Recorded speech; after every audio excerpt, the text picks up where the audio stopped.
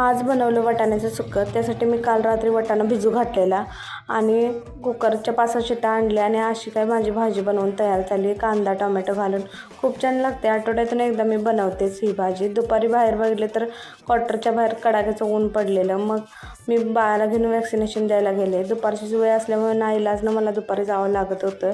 फौजी बोलले की मला टाईम भेटणं झाला आहे, तूच देऊन ये जा, मी ओजसला सांभाळतो. आम्ही बाहेर पडलो दोघीजणी आणि बाहेर कडाक्याचं ऊन असल्यामुळे छत्री घेऊन जात होतो आणि आमची गोडोली अशी काय एन्जॉय करत होती. इकडं बघ तिकडं बघ, टका मका, इकडं काय चाललं आहे तिकडं काय चाललं आहे असं तिचं चालूच होतं.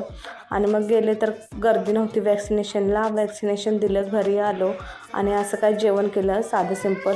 आणि गोडोली आमची अशी काय खेळत होती टॉयसोबत. तिला टॉयसबरोबर खेळायची खूप सवय आहे आणि हे बघ ते बघ तिचं चालूच होतं. हेला तोंड लाव त्याला तोंड लाव आणि अशी काय एन्जॉय करत होते. Okay bye.